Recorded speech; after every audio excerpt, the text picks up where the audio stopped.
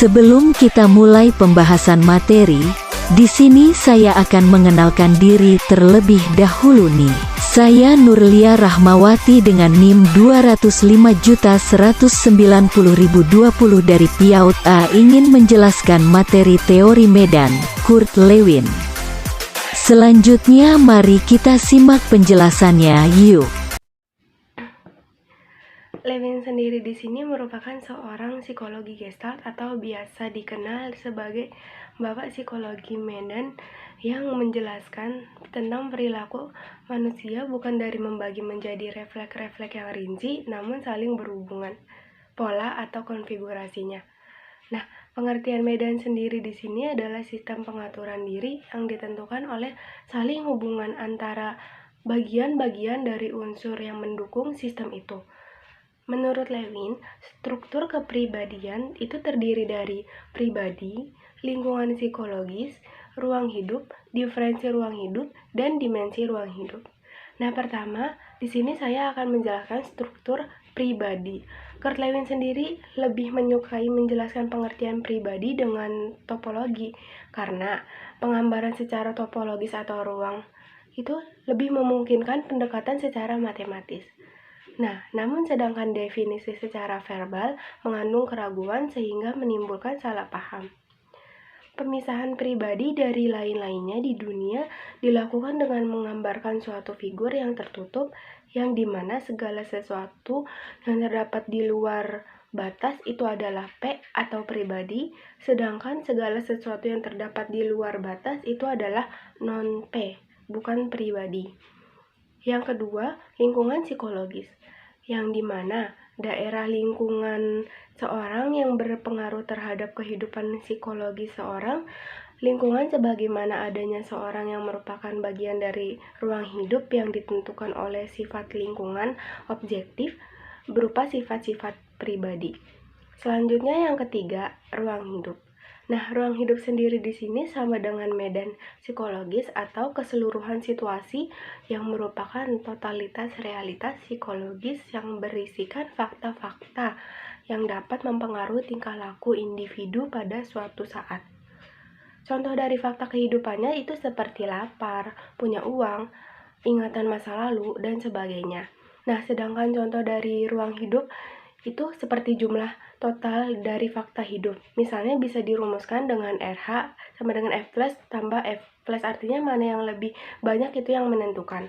Hanya hal-hal yang dialami di masa lalu bisa mempengaruhi perilaku, agar segala sesuatu yang pernah dialami di masa lalu bisa mempengaruhi perilaku saat ini.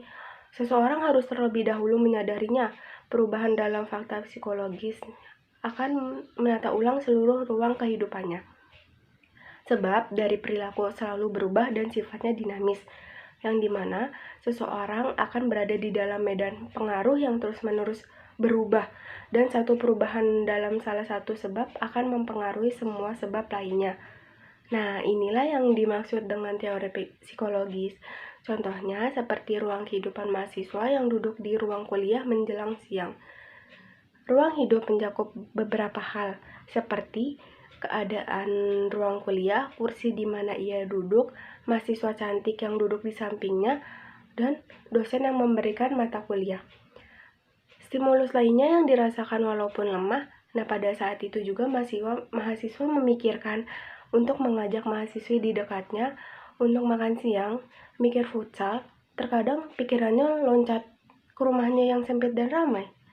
Tingkah laku merupakan dari fungsi dari ruang hidup. Nah, ruang hidup adalah hasil interaksi antara pribadi dan lingkungan psikologis.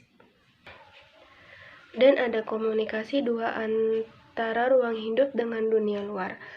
Maka batas antara keduanya bersifat dapat ditembus.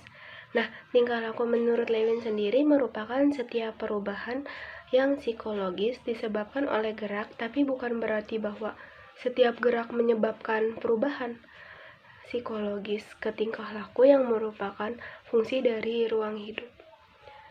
Yang keempat, diferensi ruang hidup, yang dimana struktur pribadi itu heterogen, terdiri dari bagian-bagian yang saling berbeda tapi saling berhubungan dan saling bergantung.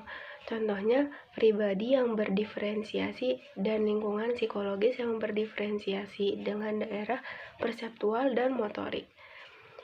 Ada juga DP atau daerah dalam pribadi. Daerah ini tidak mempunyai hubungan langsung dengan dunia luar atau harus dengan perantara daerah. Kedua lingkungan psikologis yang berdiferensiasi, lingkungan psikologis pada kenyataannya bermacam-macam.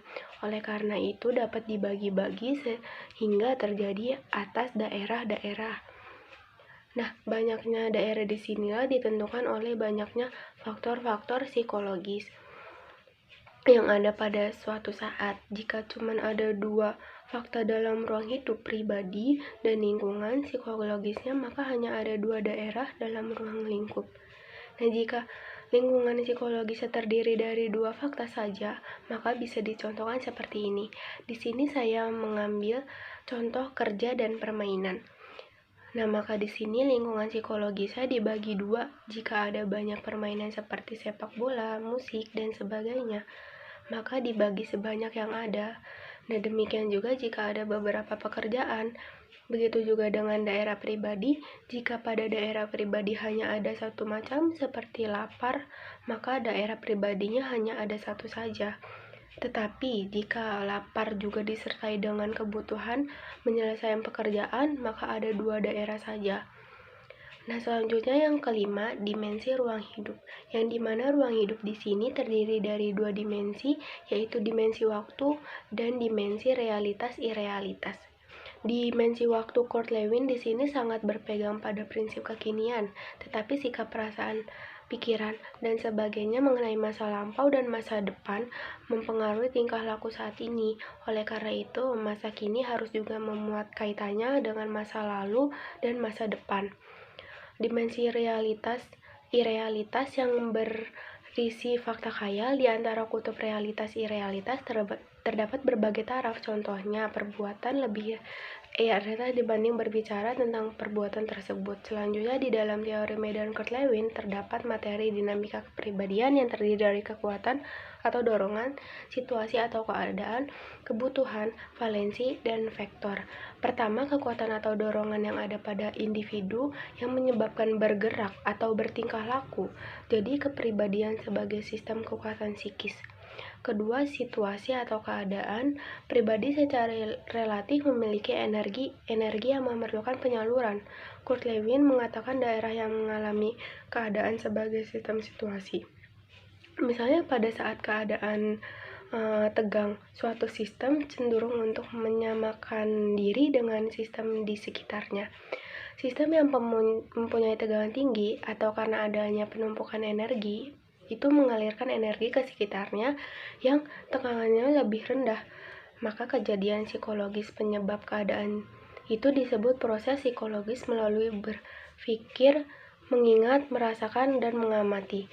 Nah, contohnya seperti pada saat seseorang menghadapi masalah yang kemudian kekuatan psikisnya berkumpul, lalu kemudian ia berpikir, dan lama-kelamaan atau seiring berjalannya waktu akan kembali seimbang atau normal kembali, yang bagaimana keadaan tersebut merata tergantung kuat lemahnya batas antara sistem itu.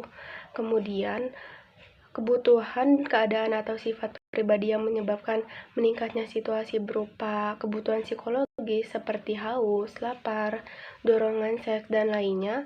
Lalu keinginan akan sesuatu, misalnya bermain bola, nonton, dan sebagainya. Nah, selanjutnya valensi, sifat lingkungan psikologis melalui nilai lingkungan psikologis bagi seseorang. Yang terakhir yaitu vektor, kekuatan yang menyebabkan seseorang terdorong untuk bertingkah laku. Suatu gerakan terjadi bila ada kekuatan yang cukup besar mendorong seseorang. Itu kekuatan ini mempunyai tiga sifat, yaitu arah, besar, dan titik tangkap. Yang dimana arah di sini digambarkan dengan arah vektor, besar ditentukan dengan besar kecilnya kekuatan yang digambarkan dengan panjang pendeknya vektor, dan titik tangkap tempat yang dituju oleh vektor tersebut bisa satu atau lebih. Nah, bisa dicontohkan seperti ini. Misalnya, jika seseorang menghadapi suatu objek, maka bagaimana valensi dari nilai tersebut bagi seseorang yang akan menentukan gerakan individu. Nah, pada umumnya seseorang akan mendekati objek yang bervariansi positif dan menjauhi objek yang bervariansi negatif. Nah, selanjutnya di dalam teori Medan-Kurt-Lewin terdapat perkembangan kepribadian yang dimana Kurt-Lewin lebih setuju dengan peranan genetik dan kematangan terhadap perkembangan kepribadian. Penjelasan selesai. Semoga penjelasan yang saya sampaikan bisa dipahami oleh teman-teman semua ya.